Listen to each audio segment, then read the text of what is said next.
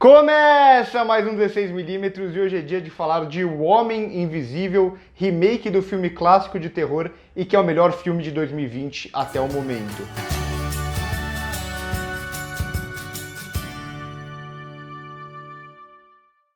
Essa vai ser uma crítica sem spoilers, mas lá no final do vídeo, depois que eu já tiver dado a nota, eu aviso que aí eu só vou falar sobre o final do filme, uma coisa específica, mas o restante é todo sem spoilers. E além disso, eu queria convidar vocês a conhecer nossas outras redes sociais, mas além das que eu deixo aqui embaixo no primeiro comentário fixado, o nosso Instagram, o nosso podcast, eu também queria convidar vocês a conhecer o meu Twitter, onde eu tô começando a postar cada vez mais coisa de cinema, minhas opiniões e tal. Então, se tiver interesse em conhecer, passa lá para conferir. Bom, o Homem Invisível faz parte dos monstros clássicos da Universal, que tem também o Drácula, que tem também o Frankenstein, que tem a Múmia, e eles tentaram começar um universo cinematográfico novo, né? E aí eles tentaram isso com o Drácula, não funcionou, tentaram depois com a Múmia lá do Tom Cruise, também não funcionou, e aí eles meio que abriram mão dessa ideia de fazer esse universo de monstros da Universal, e agora chega esse O Homem Invisível, remake do clássico de 1933, que é um belíssimo filme, e aqui talvez esse universo comece a andar pra frente se eles tiverem essa ideia. E claro, se fizer dinheiro, né? Porque um universo de monstros ele só vai funcionar a partir do momento que o primeiro filme fizer dinheiro. E eu gosto muito dessa ideia de remake. Eu venho criticando muito os remakes, falei de Dolittle, falei de O Grito, remakes que não tem nada a agregar, não tem nada de novo pra contar. Mas aqui é um caso completamente diferente, porque esse filme ele sabe renovar o clássico, que já é muito bom, mas ele renova tematicamente e também na questão tecnológica aqui. Então tem até um lado da tecnologia que a ciência do filme clássico faz muito sentido com a ciência daquela época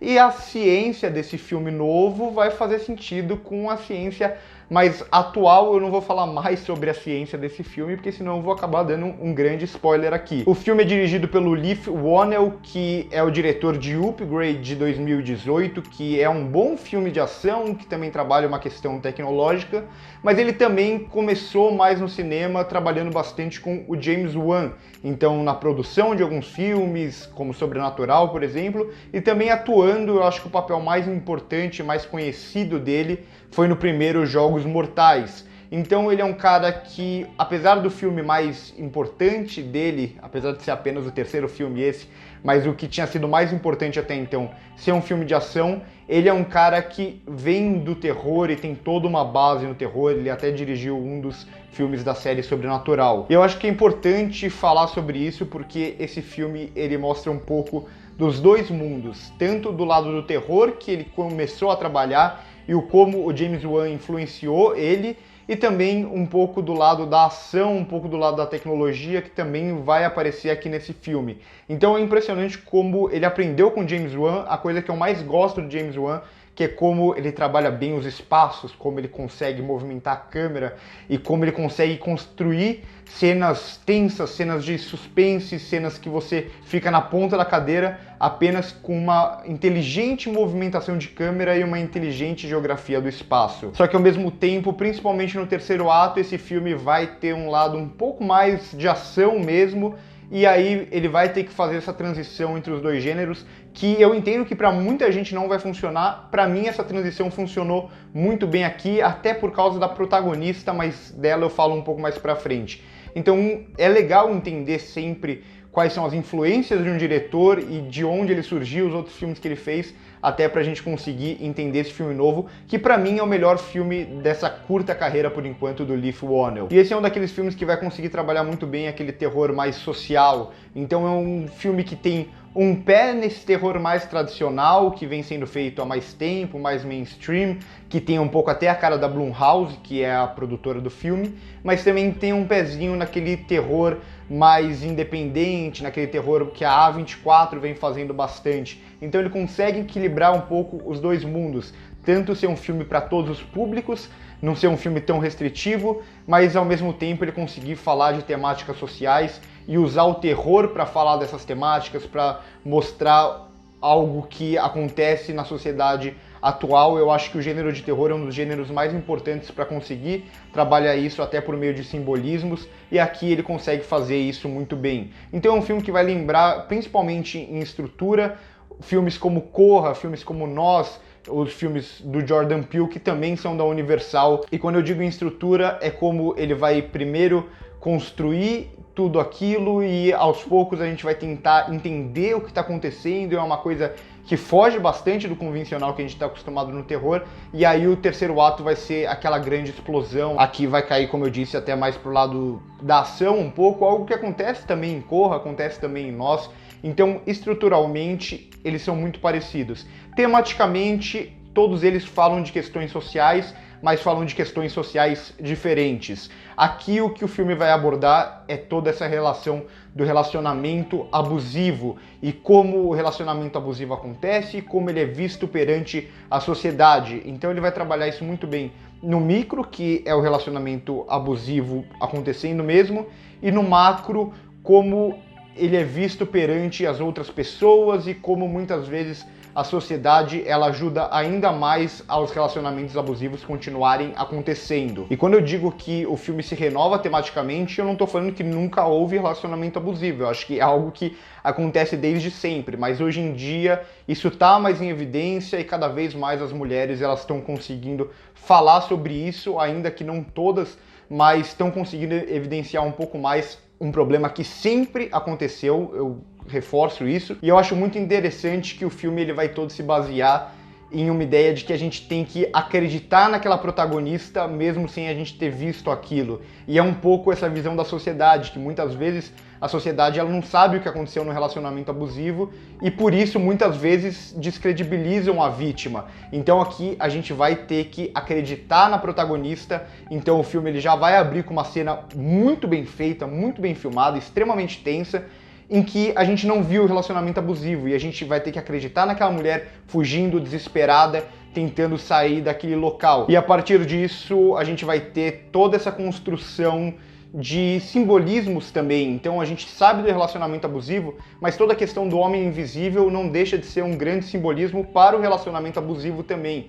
Então, como muitas vezes o homem nessa relação, ele perante a sociedade, ele é uma pessoa boa e ninguém imagina o que ele faz dentro de casa. Aqui o homem ele não só parece uma pessoa boa, como ele parece uma pessoa inexistente, ele é uma pessoa invisível.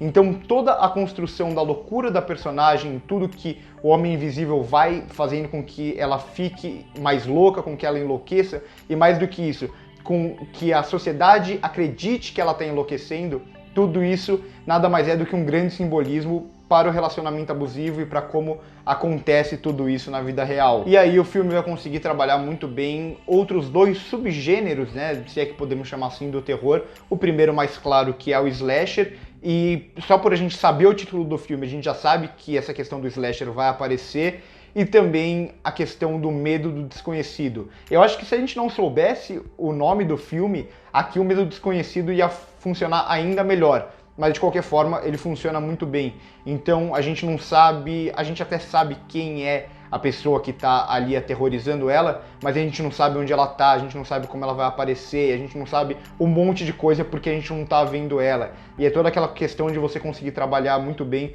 o medo do que você não conhece, o medo do que você não vê, que às vezes é muito mais aterrorizante do que um monstro que você está vendo na sua frente. Então é toda uma direção aqui muito bem construída, que tem uma ideia central muito boa e que sabe o que quer passar para a tela, tem um controle, a gente sente todo o controle da direção aqui na obra, e eu acho que é isso que faz O Homem Invisível ser mais do que apenas um filme tematicamente relevante. Até a questão do jumpscare, que é algo que eu geralmente não gosto no terror, aqui tem um dos melhores jumpscares que eu vi, acho que nos últimos anos.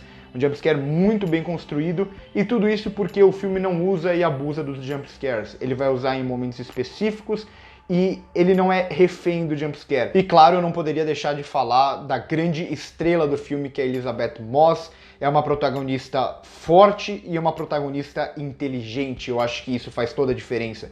porque a gente está muito acostumado a ver personagens burros em filmes de terror e muitas vezes os filmes de terror só vão funcionar porque esses personagens são burros. Aqui não, aqui a gente tem uma personagem extremamente inteligente e por isso fica ainda mais legal querer torcer por ela. A gente sabe pelo que ela tá passando e a gente sabe que ela tá tomando as atitudes corretas para tentar se livrar daquilo. Então, acho que além da personagem também, é uma atuação brilhante da Elisabeth Moss, mais uma, é uma das grandes atrizes do momento, é uma atriz que já faz sucesso na TV desde Mad Men e demorou muito tempo para o cinema começar a dar mais espaço para ela. Finalmente isso está acontecendo, porque ela é uma grande atriz e prova isso mais uma vez. Eu acho que a única coisa que eu não gosto tanto no filme é a questão da trilha sonora. Em alguns momentos pontuais eu acho que ela acaba sendo um pouco manipulativa. Mas enfim, é por tudo isso que eu vou dar pro filme uma nota 8,5. Gostei muito, muito de O Homem Invisível, me surpreendeu bastante.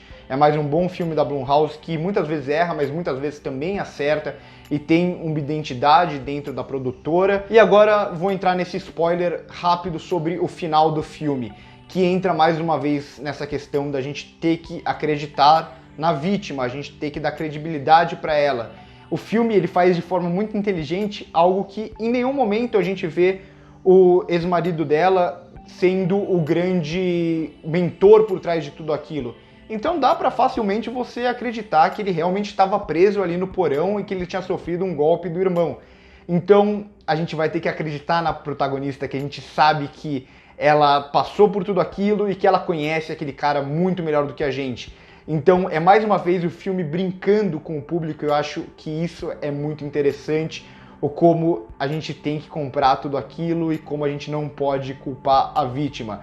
E se você ficou em dúvida se realmente era ele por trás de tudo aquilo, mais uma vez, o filme ele funciona ainda melhor para pessoas como você. Então é isso, se você gostou do vídeo já deixa o seu like, se inscreve no canal se ainda não é inscrito e comenta aí embaixo o que você achou do filme, se você concorda ou não comigo. Passa no primeiro comentário fixado para ver as nossas outras redes sociais, passa lá no meu Twitter para ver o que eu posto lá também. Por hoje é isso e corta!